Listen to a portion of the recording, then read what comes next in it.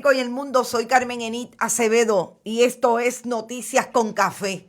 Y en Noticias con Café, hoy viernes 18 de septiembre del 2020, vamos a hablar de debate a la gobernación. Debate, yo digo a la gobernación porque realmente ayer se estaban debatiendo quién tiene por lo menos un mínimo de perfil para llegar a la gobernación de Puerto Rico. Y antes que todo, voy a hablar, como siempre, de las palabras mágicas. Compartan, compartan, compartan. Recuerden que estamos en Bonita Radio y en Bonita Radio usted va a escuchar periodismo contestatario, va a conversar, va a escuchar entrevistas que realmente le traigan información, precisamente para que usted pueda definir cuando escuche a esos candidatos a la gobernación para estas próximas elecciones, saber quién tiene realmente la capacidad de articular un proyecto para Puerto Rico, sobre todo si saben, si tienen conceptos claros, si pueden con la diversidad del país que se atiende y se levanta hoy en Puerto Rico. Que siempre digo que estamos en Bonita Radio, donde Winery Outlet, Vega Alta Coop y Buen Vecino Café son nuestros principales auspiciadores, apoyando el periodismo que hacemos en Bonita Radio. Vaya y tómese un café. Ahorita voy a estar allí. Si quiere seguir la discusión del análisis del debate, nos vemos allí.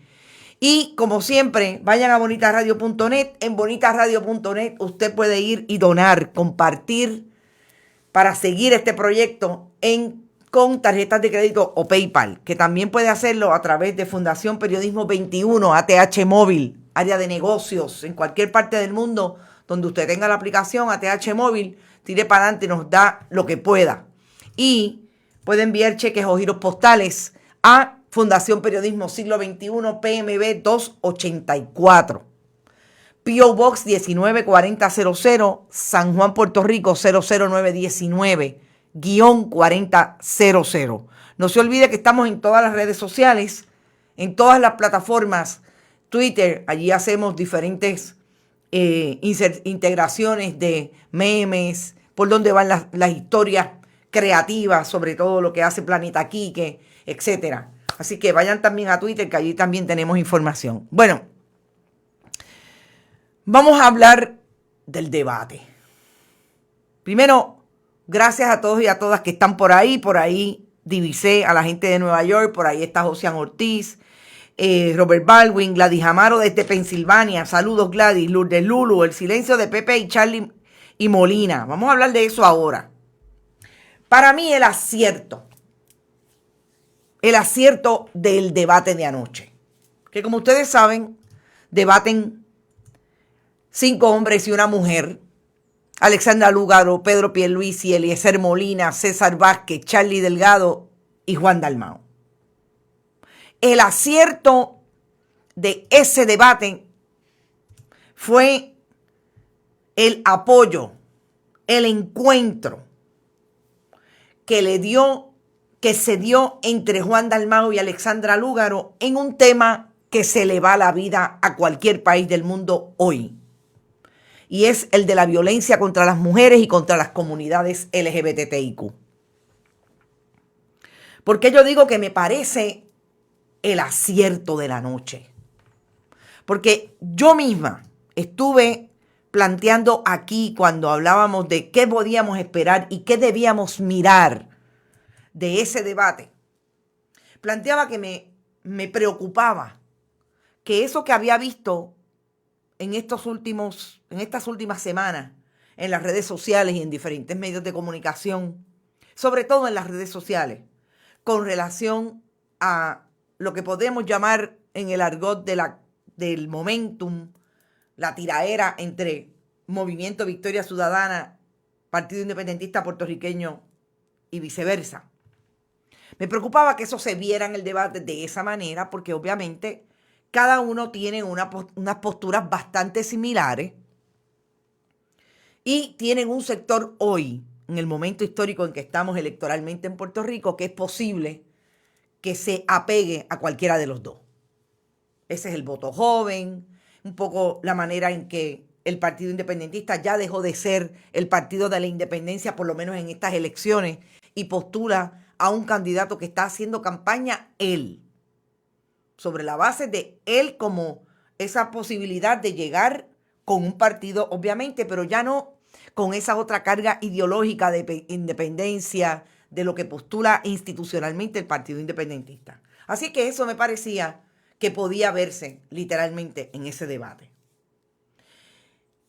Y cuando realmente lo que vimos, que en el momento más importante de la noche, cuando César Vázquez, candidato de Proyecto Dignidad, la sustitución del Partido Nuevo Progresista en el fundamentalismo religioso puertorriqueño, lo que ha logrado hacer muy bien, sobre todo el Partido Nuevo Progresista, que no estoy diciendo que el Partido Popular no lo haya hecho, lo ha hecho también en los últimos años, pero los que han sido vocales y sobre todo protagonistas del movimiento fundamentalista para llevarlo a las urnas ha sido el Partido Nuevo Progresista. Se divide con el partido hoy Proyecto Dignidad, y lo que hace precisamente César Vázquez ayer en ese debate es traer el tema de la perspectiva de género como su caballito de pelea para lograr adeptos. Y en esa discusión, Alexandra Lúgaro asumió la contestación a las barbaridades que dijo César Vázquez, y vamos a ir a ellas por lo menos en un audio. Y a eso se le unió Juan Dalmau, que le dijo literalmente a Rafael Lenín López, que es el director de noticias de Guapa Televisión, que estaba dirigiendo, moderando el debate: perdóname, Lenín, yo tengo que intervenir. Alexandra tiene razón. Y ahí entra en lo que para él es increíble que esté defendiendo César Vázquez, como que lo que pasa con la perspectiva de género en las escuelas como proyecto educativo, parte del proyecto educativo puertorriqueño en las escuelas públicas, que sabemos que el Partido Popular lo ha traído y el Partido Nuevo Progresista lo ha eliminado del proyecto educativo puertorriqueño, lo que hace es confundir a los niños y a las niñas. Y yo quiero ir al audio, a uno de los audios, porque fueron por lo menos, en esa discusión de por lo menos 6 minutos, hubo como 4 audios que son importantes. Pero quiero ir a esta y de ahí partir.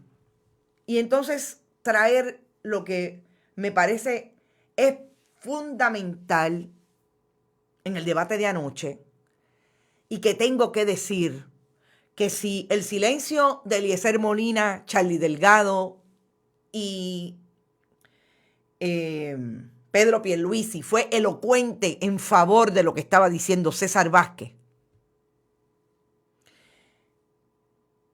los compañeros periodistas también tienen que educarse con relación a la perspectiva de género. Fue un comentario que hiciera uno de nuestros internautas ayer, Ricardo, y yo lo sostengo, y realmente creo que todos deberíamos y todas deberíamos estar haciendo análisis de cómo preguntamos sobre la perspectiva de género, porque tuvieron serios problemas para atender ese tema.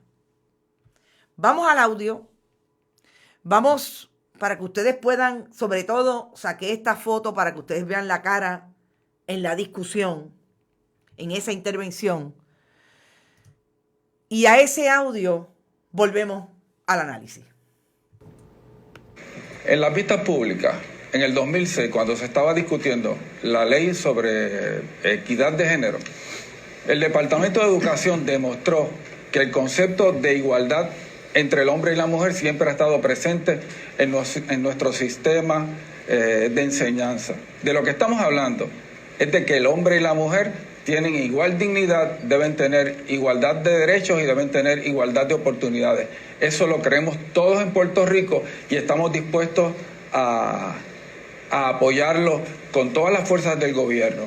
Lo otro es sembrar confusión en nuestros niños, y para eso no está el Departamento de Educación.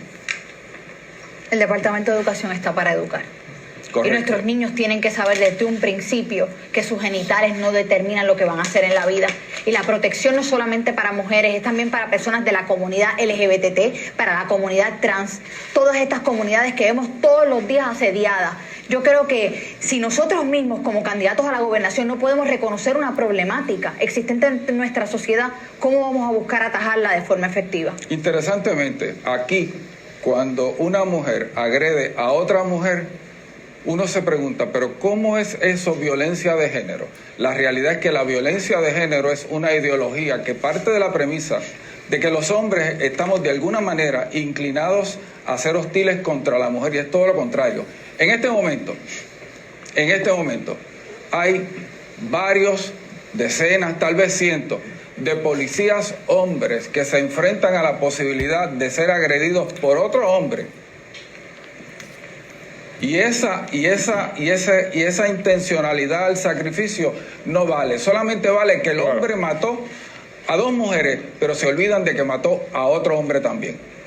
En estos momentos hay miles de personas en sus hogares que viven oprimidas porque precisamente piensan que van a salir a la calle y se toparán con personas como usted, que no entienden la problemática que existe en la sociedad en estos momentos con la opresión, con la falta de herramientas para salir de lugares donde se exhiben patrones de maltrato.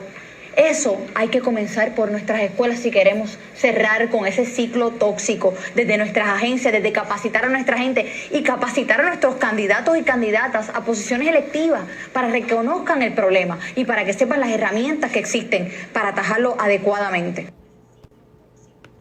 En las vistas públicas, en el 2006, cuando se estaba discutiendo la ley sobre equidad de género, el Departamento de Educación demostró que el concepto de igualdad... Estamos hablando de un funcionario,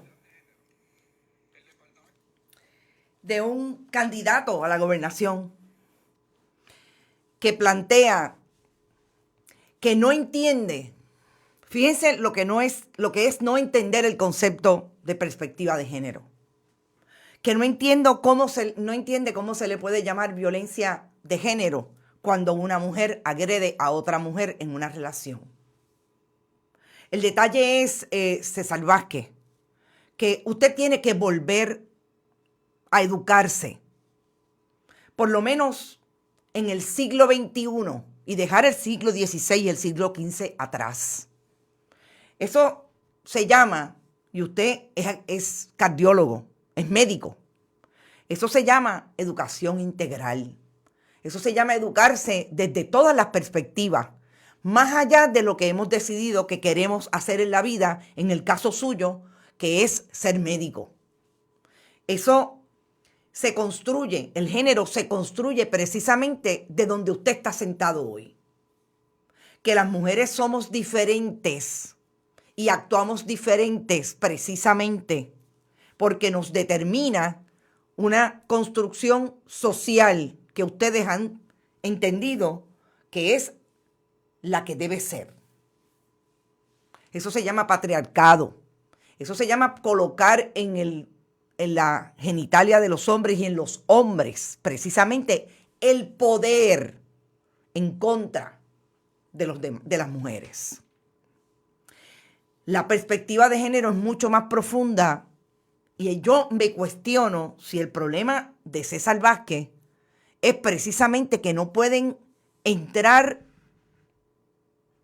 y profundizar en los conceptos porque los saca de lo que tradicionalmente han asumido todo el tiempo, que es el poder desde la masculinidad. Y eso hoy está retado. Hoy está retado por mujeres que se educaron, por hombres que se educaron. Porque tengo que decir que frente a César Vázquez está Juan Dalmau, que muy bien pudo haberle dicho cuando quiso intervenir. Y ese rostro que ustedes ven ahí de Juan Dalmau fue el que tuvo todo el tiempo.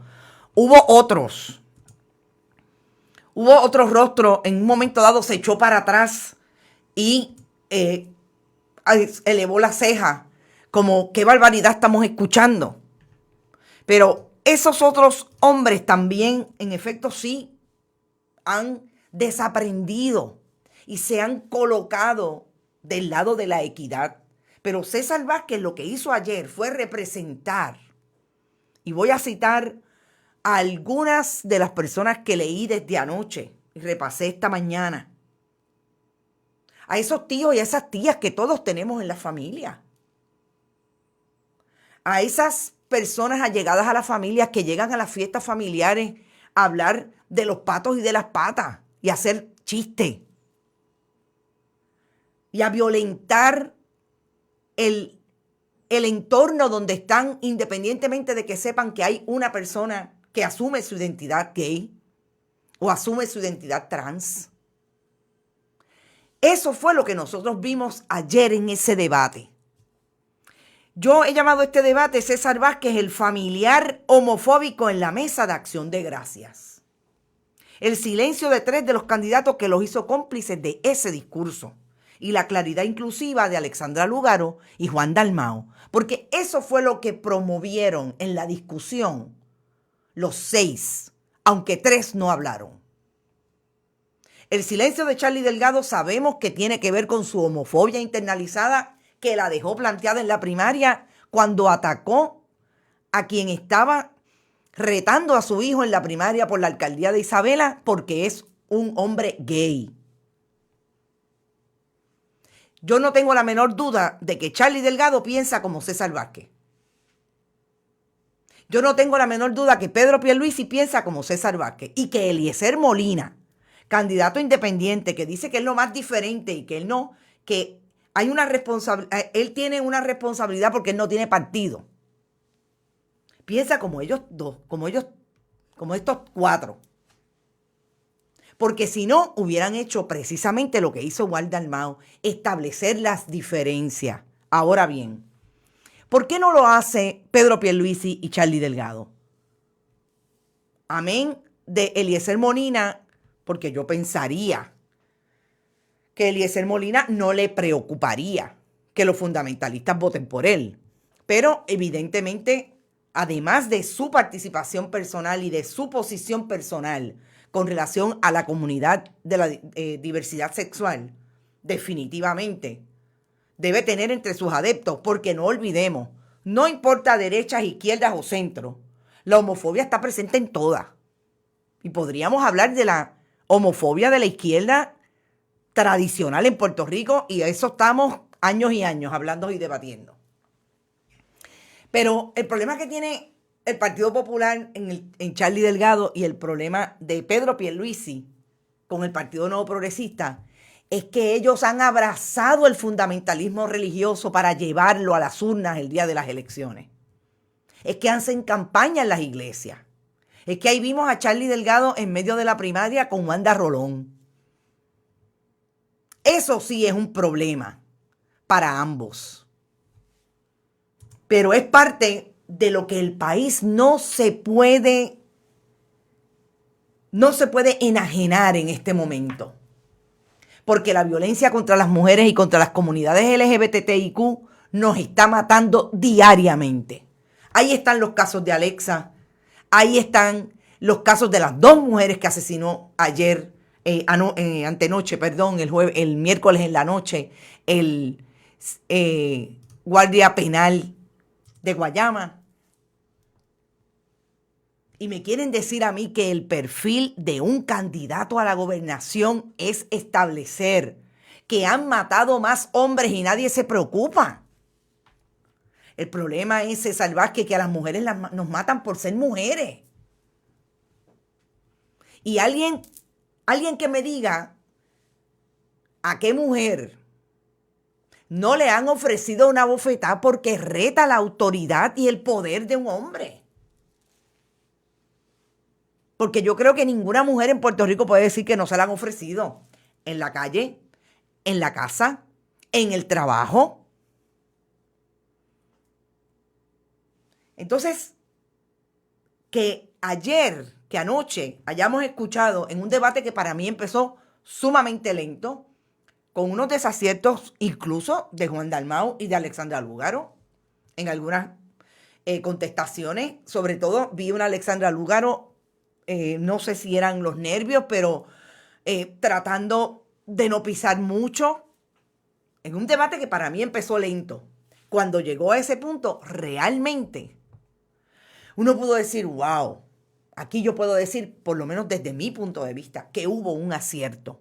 Y es ese junte en un tema que ya vemos cómo divide, que ya vemos cómo dividen la mesa de una casa, en la mesa de acción de gracia, que los que se dan golpes de pecho, a Dios rogando y con el mazo dando, son los que dicen que no, que eso confunde a los niños y a las niñas.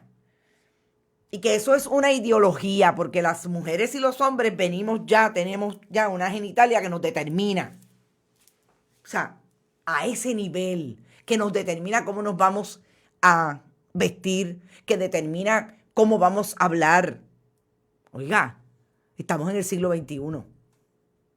Pero alrededor de nuestras comunidades, en nuestras casas, en nuestras mesas, esa mentalidad persiste y esa mentalidad le ha hecho mucho daño al país. Y cada vez que alguien quiere adelantar el proyecto educativo para entenderlo, para que te sientes y puedas manejarlo, todos nacimos y nos criamos en una cultura que nos dijo lo contrario.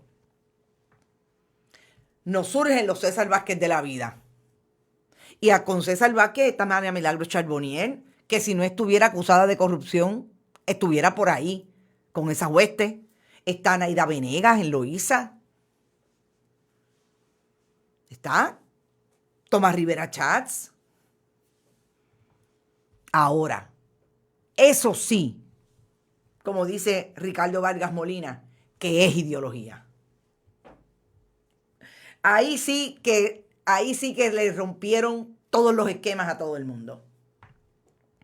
Ese señor, si no es capaz de abrir la mente para hacer su trabajo de salvar vidas, debería abrir el corazón para ser compasivo y empático, aunque no entienda. Qué horror, dice Rodríguez Arce. Realmente, gente, yo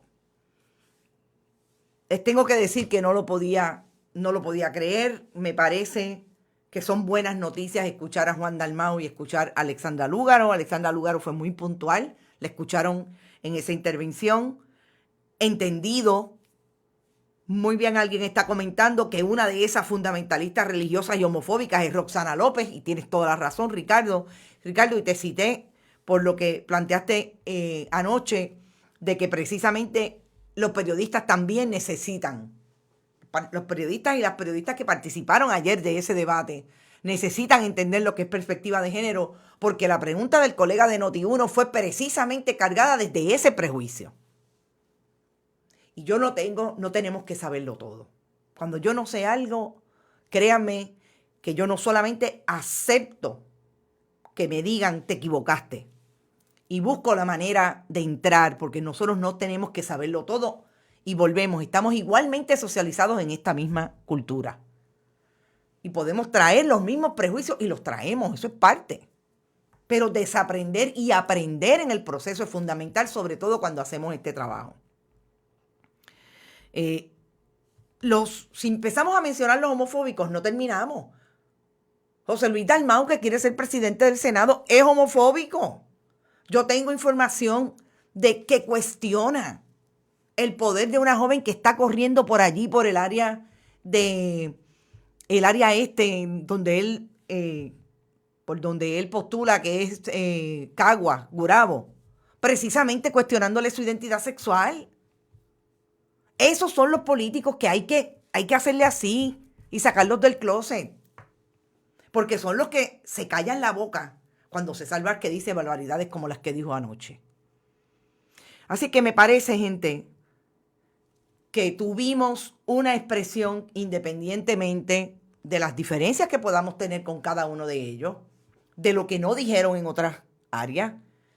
Ese asunto de la perspectiva de género, posicionarlo como lo posicionaron ayer Alexandra Lúgaro y Juan Dalmau, en ese acuerdo de lo que le hace daño al país, que precisamente es el discurso de odio. Tú no entras, tú no estás, tú no eres parte. Yo me río de ti en la mesa de acción de gracias. Yo hago un chiste.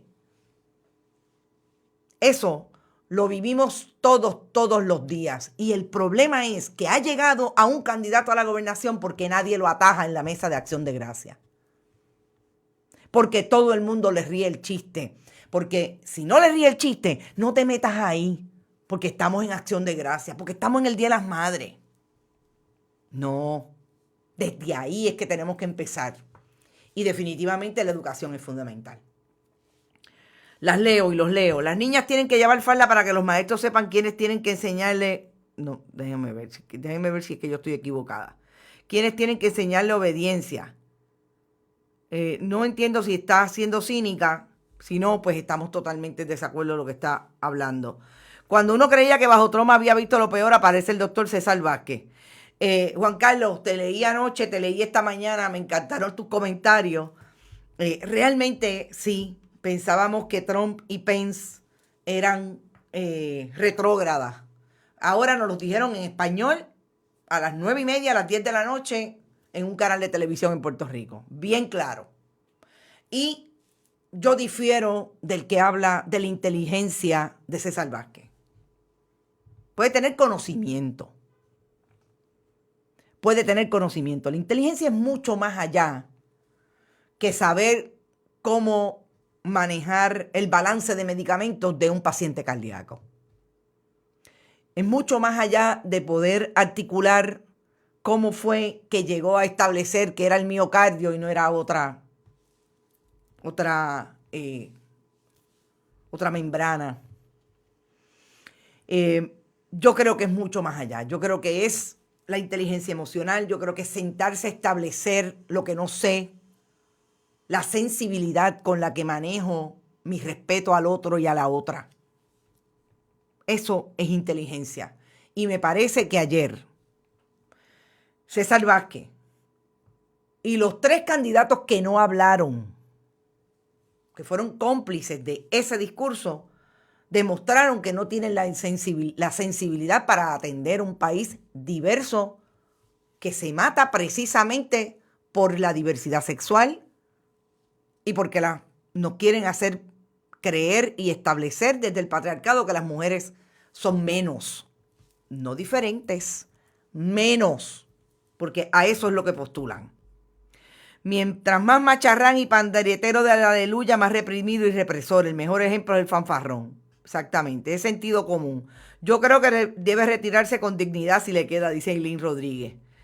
¿Ustedes no vieron el programa de Bonita Radio que habló de personas de Ponce invisibles para los políticos? Exactamente. Y vamos ahí a la responsabilidad periodística.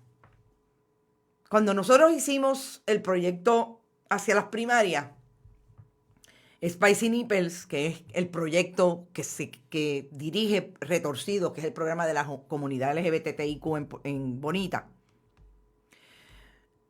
Yo les dije que yo quería que cubrieran el área de Ponce porque ellas están en el sur.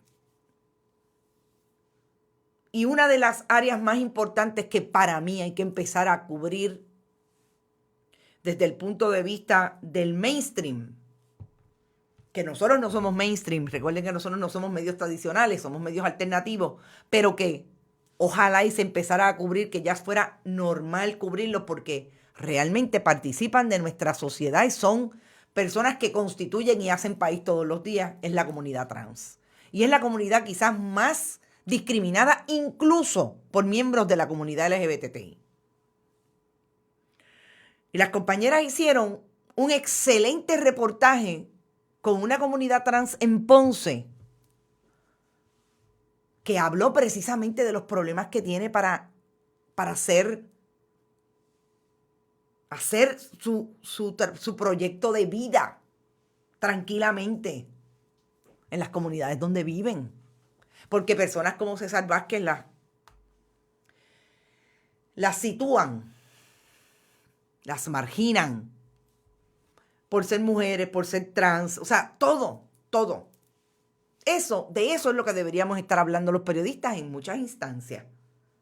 Aprenderlo y mostrárselo al país con los diferentes tonos.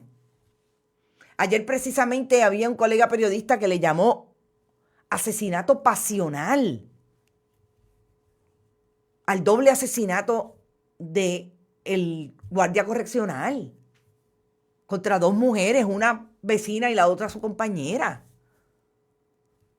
Ustedes saben desde cuándo entre los documentos de la policía el asesinato pasional, porque así lo decían los documentos estadísticos de la policía. ¿Desde cuándo no está en los documentos oficiales de la policía tan reciente como en los años 80? Cuando Ismael Betancourt y Lebrón era superintendente de la policía y fue un cuestionamiento que le hicimos como periodista y lo eliminaron. Y todavía hay periodistas en Puerto Rico que hablan de asesinatos pasionales. Eso es educación. Eso también es inteligencia y es sensibilidad. Proyecto discriminar. Se votó. Wow, Rodríguez Arce.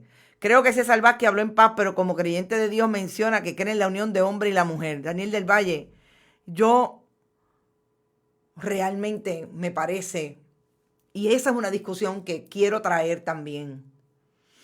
El fundamentalismo religioso de César Vázquez y de otros visibles, como el de Wanda Rolón y otros que hemos visto, que son más mercaderes del templo que otra cosa, no es lo único que se postula del descristianismo.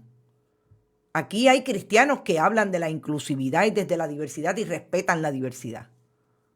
Y hacen análisis precisamente desde donde aquellos parten, porque aquellos alegan que parten desde la Biblia. Hacen análisis inclusivos de ese documento igualmente. Así es que me parece que es parte de eso, de lo que tenemos que empezar a mover. Cuidado con el discrimen por edad. Rebusquemos nuestro lenguaje que se produce en una perspectiva errónea. Se ve, no es homofóbico y sexista por su edad, sino por su convicción de ideas fundamentalistas religiosas. Tiene razón, y es algo que yo también quería traer, porque también ayer lo vi mucho. Él no es homofóbico por viejo. Viejo es mi papá, que tiene 80 años, y se equivoca. Pero ¿saben una cosa? En este trabajo que hemos hecho ambos, de educarnos, y que ha hecho él de educarse, un hombre machista, 80 años, todo, o sea, tan tradicional como el más tradicional. En ese proyecto de educación, cuando sabe que está diciendo algo que se quedó allá, como yo le digo, en el siglo XVI, me mira, porque sabe que esto, lo que él entendió todo el tiempo ha cambiado. Y no es como se lo han vendido todo el tiempo. Y tiene la sensibilidad de hablarlo con su hija, de hablarlo con otras personas. En este momento no mucho, porque ya no está en eso, pero cuando pasaba, y es igual de viejo. No, yo no creo que tiene que ver, y estoy de acuerdo con Lulu, no es la edad. No es la edad. Es que se quedan, y les voy a dar un dato más interesante. Cuando yo escuchaba ayer a César Vázquez, me retrotraía aquella discusión de la perspectiva de género, donde yo tuve personas en Facebook, incluso familiares, que tuve que bloquear porque son iguales de fundamentalistas religiosos.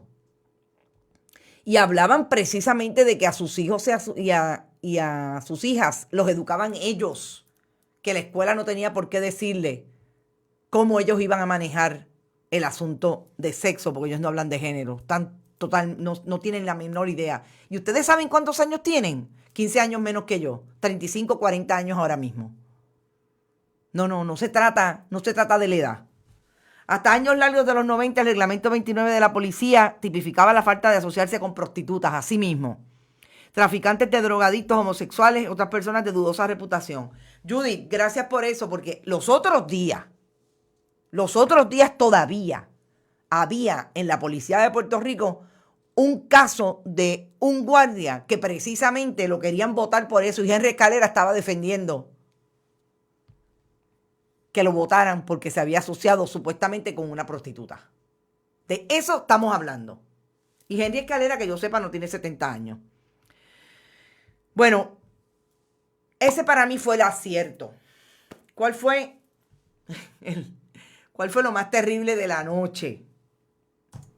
El ver a un Pedro Pierluisi, ex secretario del Departamento de Justicia de 1993 a 1997, decirle a Alexandra Lúgaro y a Eliezer Molina, que fueron los más que lo atacaron precisamente por sus ejecutorias o no ejecutorias en los gobiernos en el que ha participado del Partido Nuevo Progresista, decir que él fue el secretario de Justicia que más casos de corrupción promovió y que esa corrupción de Pedro Rosselló González no pasó cuando él era secretario. Pedro Pierluisi se quiso no solamente desligar del Partido Nuevo Progresista y de la corrupción del Rossellato, se quiso desligar de la Ley 7 y justificó la Ley 7 diciendo que en aquel momento había exceso de empleomanía, había un problema económico por el que había que despedir empleados. Vamos primero a esto de que Pierluisi dice que él no estaba en justicia cuando los muchachos de Pedro Rosselló y los de él, que llegaron a la gobernación en el 1993, cuando crearon todo el proyecto de cómo iban a financiar las campañas políticas y cómo iban a financiar ellos sus lujos, con aquel proyecto de todos los contratos tienen que pasar por Fortaleza, desde la Secretaría de la Gobernación. Él estaba en justicia. Y el primer caso que la Fiscalía Federal radicó con relación a la corrupción que empezaba en la administración de Pedro Rosselló González se radicó en el 1995. Y Pedro Pierluisi era el secretario del Departamento de Justicia. Y fue un caso por donde en aquel momento empezaba a mirarse cuál era el plan que tenía Pedro Rosselló González y su entonces secretario de la Gobernación, Álvaro Cifuentes, para quedarse con las arcas del gobierno de Puerto Rico para el partido y para sus bolsillos. Y eran los proyectos de la Administración de Vivienda Pública. Yo nunca voy a olvidar el joven que en aquel momento se hizo culpable y fue el que empezó a identificar quiénes eran los que estaban guisando en los proyectos. Estamos hablando de una agencia. Pero la Administración de Vivienda Pública, AVP, es una de las administraciones con más dinero federal asignado.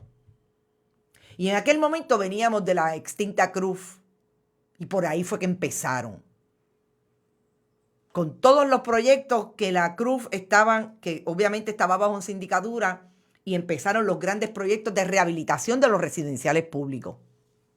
Porque esos eran los proyectos grandes, esos eran los contratos grandes. Pedro Pierluisi estaba en el Departamento de Justicia. ¿Cómo le dice hoy al país que él se fue en el 97, antes de que los 42 ladrones identificados por el gobierno de Estados Unidos fueran arrestados y eventualmente convictos? No, Pierluisi, lo empezaron a hacer en el 93. Usted era secretario y miró para el lado. Y yo hoy vivo convencida de que Pierluisi se fue para no acusar a nadie, para dejar que los muchachos siguieran haciendo. Porque todo lo que hemos visto después de eso es precisamente más corrupción sobre la base de ese mismo diseño. Así que me parece que anoche, Pierluisi, quien lució desencajado, él no es buen debatiente, definitivamente. Le metieron las cabras en el corral 204 veces. Sobre todo, como digo, Eliezer Molina y la propia Alexandra Lúgaro. Y Juan Dalmau le dijo con la boca de comer. Es vergonzoso. Vergüenza les debe dar estar hablando de que nos ganamos la Junta cuando ustedes fueron a pedírsela al presidente Barack Obama y al Congreso de Estados Unidos. O sea, todas esas líneas, la línea poderosa igualmente de Juan Dalmau cuando le dice, tú fuiste, Eliezer Molina, perdón, fue el que le dijo, usted fue el asesor de la Junta y ahora dice que nos ganamos, que el pueblo de Puerto Rico se ganó a la Junta de Control Fiscal. Pedro Pierluisi yo creo que no solamente lució patético, sino que lució mendaz. Me parece que mintió a troche moche, como dirían en country, porque querer desvincularse del momento de la Ley 7, querer justificar la Ley 7 también me parece un problema estratégico, un error estratégico. ¿Cómo va a justificar la Ley 7 cuando sabe que se votaron, que yo no sé de dónde? El compañero de Noti1 sacó que se votaron 12,000 empleados públicos, se votaron 30,000 empleados públicos. Y decir que era porque había gente de más y había problemas económicos, no sé, me parece que ahí se le fue lo más fundamental. Me parece un error no haber incluido de una primera vez el tema de la salud pública. Yo había dicho que me parecía que ese era el tema más importante atravesado con todos los demás. ¿Cómo va a haber desarrollo económico en medio de la pandemia? ¿Cómo va a haber seguridad, incluso desde la perspectiva de género, cuando tenemos un problema de no reconocimiento de esas diversidades en medio de una pandemia? O sea, no sé cómo no se incluyó. Ahí no, honestamente no conozco cómo llegaron a los acuerdos, pero me parece que fue un error. Sobre el asunto de la ley promesa, creo que me llamó la atención que Alexandra Lúgaro trajera la imagen de que así como sacaron a un gobernador, la defiendan a ella si ella llega a ser gobernadora cuando la metan presa porque no le va a pagar a la Junta. Yo siempre he dicho que eso me parece populismo, que hablar de que un proyecto gubernamental, si ella fuera gobernadora, va a legislar desde la legislatura, obviamente, para ponerle detentes a la Junta, me parece que o es desconocimiento o realmente es populismo. Sabemos que la legislatura de Puerto Rico no tiene ningún poder para legislar en contra de la Junta de Control Fiscal y mucho menos enmendar de jure desde la legislatura de Puerto Rico la ley promesa. Entonces ahí me parece que volvemos un poco de sustancia que no es un proyecto viable de lo que está hablando. Voy a los comentarios de ustedes. Rafael Torres, Pipo le dio amnesia por la vergüenza de su partido. El partido más corrupto de la historia, y Charlie también, su partido tiene páginas negras. Molina le tiró el golpe al deslinde de las costas de Isabela haciendo proyectos millonarios en la orilla del mar. Sí, eso lo vi. Eso me pareció interesante. Me parece que le faltó un poquito de información, pero es importante y me pareció importante que lo trajera. Porque la costa de Isabela está embaratada gracias al desarrollo que ha permitido el municipio de Isabela. O sea, eso entre unos y otros, pero Charlie Delgado ha sido el alcalde por 20 años y le ha dado proyectos a los PNP como Agustín García en ese litoral. Así es que, perdón. La derecha siempre desmantela recursos gubernamentales en las democracias, pues la plutocracia mantiene poderes a través del desarrollo social. El doctor no dejó que se discutieran temas, ustedes van a las millas, Edna Muñoz, como salud por sus planteamientos paleolíticos, perdida. No, él no podía. Realmente no sé cómo es que no entraron en el tema de la salud. Me parece que está complejo. Salimos a sacar a Ricky, pero que no nos ofendió como pueblo, pero de ahí a salir a defender a Lúgaro, nada que ver, dice Jessica. La deuda es impagable. No, la línea de Pedro Pierluisi de que alguna deuda hay que pagar es terrible. Pero ahora todo el mundo está de acuerdo con auditar la deuda. El problema es que auditar la deuda, y muy bien se lo trajo Alexandra Lugaro, hubo un proyecto para auditar la deuda. Charlie Delgado trató ahí de intervenir y decir que Alejandro García Padilla le dejó $1 millón. En efecto, fue así y Ricardo Rosselló Nevares sencillamente los utilizó a saber para qué, amigo del alma, y no se auditó la deuda. Pero lo más que me llamó la atención es la propuesta de Pedro Pierluisi de que sea el contralor quien audite la deuda. ¿Ustedes se imaginan a Osvaldo Soto García auditando la deuda? Eso, ojalá y no sea que ya están negociando para que Osvaldo Soto García sea el contralor. Pero también me llamó poderosamente la atención. Deuda pública y desarrollo económico. Vamos a ver otras líneas que teníamos por acá. La verdad es que teníamos que quedarnos mucho tiempo con César Vázquez porque no está fácil. Hay que ser abogado de la Junta para enriquecerse de la tragedia del pueblo. No hay fuerza moral cuando se para frente al país un candidato a aplaudir que la Junta es un triunfo. Eso es un instrumento penalizante para los puertorriqueños.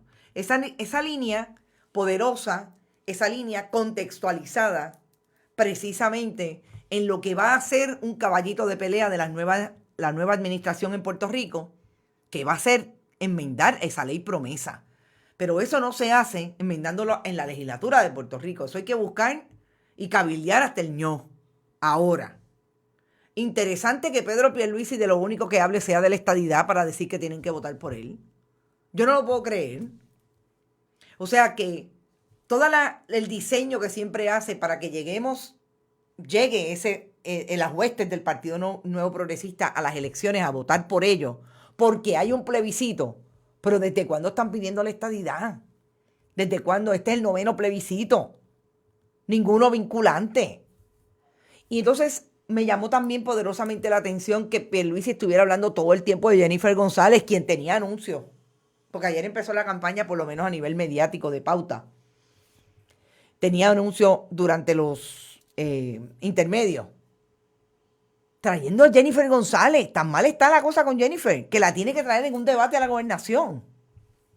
Interesante. No se habló de salud mental por encima de educación, no se habló de desarrollo económico. Exacto. Ahí es donde yo realmente me quedo un poco que no entiendo cómo fue que llegaron a esos acuerdos. Es como único salen los PNP a votar, exactamente. ¿Eso es cierto o broma? Confírmame, por favor. No sé de lo que estás hablando, Margarita, ya mismo. Mariel, en Isabela pagaron una fortuna por unas barbacoas que costaron $2,500 cada uno, pero eso es ridículo por lo que hicieron, imagínate. Ningún candidato se refirió a la diáspora. Cassandra, gracias por eso.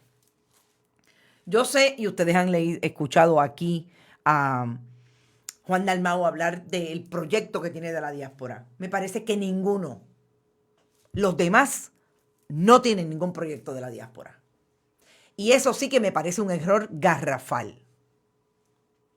Pero es un error que cometen los políticos en Puerto Rico hace ya por lo menos 30 o 40 años. O sea, no hay proyectos relacionados con la diáspora. Desde el punto de vista mediático, ustedes saben que yo creo que nosotros somos el único medio en Puerto Rico que está haciendo esfuerzos con relación a la diáspora. No porque sea algo nuevo, es porque nos parece que la diáspora puertorriqueña, como insistimos, construye el país y tienen que participar y tenemos que atraer esa discusión con ellos y ellas donde quiera que se encuentren. Y esa vinculación me parece que es un error no tenerla en un momento como este, en que el país siempre se dirige a la diáspora cuando necesita de alguna manera. O cuando hay un esfuerzo cultural que propone que estamos en otra parte del mundo. Yo creo que tenemos que ser más inclusivos y sobre todo tenemos que hablar de la diáspora como eso, como país, como lo que hacen. Y sí, me parece, como tú, que ningún candidato lo trajera. Y yo sé que Juan Dalmau tiene uno porque inclusive estuvimos aquí hablando sobre eso hace 2 semanas que lo entrevistamos, porque identificamos que tiene ese proyecto. Pero los demás me parece que ni la más mínima idea. Se frizó, dice Julia. Julia, no creo, estamos aquí, estamos... ¿Qué falta hace Yulín en los debates? Dice Magdi Cabán, te quedó bien eso. Reganeca Navarro. Ay, bendito, ¿de qué tú hablas? ¿Por qué tú mencionas ese ser aquí? Temas como ¿cuál es el plan de rescatar la educación? Revertirán los nombramientos de los atornillados, propuesta para mejorar la imagen y manejo de Puerto Rico en relación a los fondos federales, plan para el manejo del COVID y su impacto. Yo hubiera traído los atornillados. En un momento dado, Juan Dalmau trajo, sin que nadie se lo preguntara, mire, vaya a mi plataforma web digitales y allí van a ver mi plataforma en términos de política. Yo lo hubiera traído como quiera, precisamente porque eso es visión de gobierno y no lo trajeron en la visión de gobierno. La visión de gobierno es, además del sistema de mérito que habla Juan Dalmau, es precisamente decir, y lo que está pasando hoy con relación a la gobernadora que atornilla a menos de 45 días, a más de 45 días, un poco más de las elecciones, empleados por su afiliación política, porque son amigos del alma, porque son la gente que fue leal a ella, eso hay que eliminarlo del gobierno de Puerto Rico para que funcione. Y eso no lo vimos tampoco. Y lo último que voy a decir, que me parece interesante que Alexandra Lúgaro haya dicho que ha aprendido en el proceso, después de haber sido candidata independiente en el 2016, porque ahora está en un movimiento que reúne a mucha gente con muchas posiciones, incluso con diferentes posiciones con relación al estatus. Y que dijera, cuando se le preguntó, el compañero del vocero le preguntó sobre los asuntos que ha tenido legales, incluidos por herencia con relación a su familia, que dijera que los asuntos personales privados y personales no debían traerse a esta discusión. Y me parece que ahí Alexandra Lúgaro tiene un problema, y es de lo que se le ha acusado como Movimiento Victoria Ciudadana de tener doble vara. Eso era lo que decía el Partido Popular o liderato del Partido Popular cuando Héctor Ferrer fue acusado de violencia doméstica, que eso era un asunto privado. No, usted va a ser gobernadora o quiere ser gobernadora de Puerto Rico. Usted se ha tirado a la palestra pública. Lamento decirle que su figura pública y sus acciones determinan su carácter. Y eso de que, ¿quién no tiene en Puerto Rico un pleito de herencia entre hermanos? Perdóneme. Eso me parece que es una contestación un poco sacada de la manga, porque no necesariamente.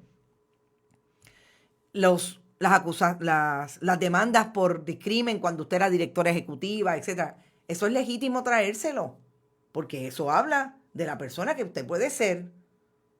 Sí, y usted es una figura pública. ¿Por qué tiene que ser chisme cuando se le pregunta a usted versus cuando se le pregunta a otro o a otra? Que no le preguntaron a Charlie Delgado quizás un asunto personal. Me parece también que hay un asunto de género que puede estar planteado. Pero de que es legítimo preguntarle, claro que es legítimo preguntarle.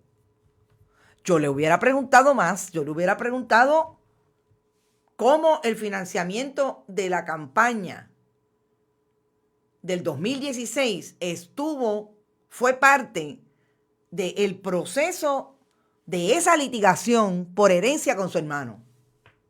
Eso es legítimo y eso está ahí y usted lo sabe. Así que me parece que Alexandra Lúgaro debe reconsiderar eso de que estén trayendo, como escuché a uno de sus correligionarios a través de las redes o leí, que traen el chisme. Eso no es chisme. Esos son casos judiciales que están ahí. Son pleitos que se dieron cuando ella era directora ejecutiva de una corporación que tuvo 40 y pico, 50 millones de dólares en fondos del Departamento de Educación de título 1 y título 3. Así que todas esas diferencias también yo creo que deben mirarlas con relación a otro debate. Y cuando la compararon con Pedro al ganar dinero a través del gobierno, ella se quedó en shock. Sí, lo vi. Eliezer Molina fue el que fue más fuerte con relación a eso, Carmen. Te necesitamos en el siguiente debate. Muchacha Cassandra, olvídate de eso. Ese es otro problema. Y eso eventualmente hablamos de eso. Son las 8:57, yo me tengo que ir. Realmente quise cogerlo para hablar sobre el debate porque me parece que fue bien interesante esos asuntos puntuales. Creo que se ganó mucho en la discusión con ese acercamiento entre Juan Dalmau y Alexandra Lúgaro con relación a la perspectiva de género, que se ponga en televisión nacional a este punto de las elecciones. Me parece más importante todavía que la gente esté identificando quiénes son los retrógradas, quiénes son los tíos quedados en la familia, quiénes son los padres que necesitan educarse más y que también están quedados con relación a eso y que son discriminatorios y que son violentos con relación a dónde están sus hijos y sus hijas sobre su identidad sexual. Me parece que es súper importante. Yo me voy, son las 8:58, voy para el Buen Vecino Café, allí llegan, nos tomamos el café y terminamos. Emma Roda, tú estás por ahí, date la vuelta que tenemos mucho que hablar. Recuerden, estamos en Bonita Radio, winearyoutlet.com es uno de nuestros auspiciadores, como siempre, apoyándonos en este proceso. Vega Alta Coop y Buen Vecino Café, que para allá vamos a darnos el café ahora. Que pueden ir a bonitasradio.net y allí donar a través de de PayPal o tarjetas de crédito. Y ATH Móvil, Fundación Periodismo 21 en el área de negocios, también puede hacerlo a través de su teléfono. Fundación Periodismo Siglo XXI, cheques o giros postales a nombre de, enviados a la dirección PMB 284, P.O. Box 194000, San Juan, Puerto Rico 00919-4000. Que como siempre les digo, lo más importante, conversar, tener acercamientos puntuales con relación a lo que está pasando en Puerto Rico desde la investigación, la profundidad, el análisis, es una de las metas de Bonita Radio. Lograr un multimedio que provea esa información y que mueva nuestras audiencias a ese análisis profundo, a ese análisis crítico con relación a los escenarios noticiosos. Siempre vamos a estar aquí haciendo lo que queremos hacer. Gracias, vayan a iVoox, iTunes y Spotify a través de los podcasts. Y como siempre les digo, vayan a YouTube. En YouTube allí se puede suscribir y también puede comentar. Además, no se olvide que mañana a las 11 de la mañana hay un Esto es lo Último. Y el de mañana, una entrevista que le hiciera a la secretaria del Departamento de Justicia. Interesante. Escúchenla, no se la pierdan y el lunes nos vamos entonces a hacer el análisis de esa y otras informaciones.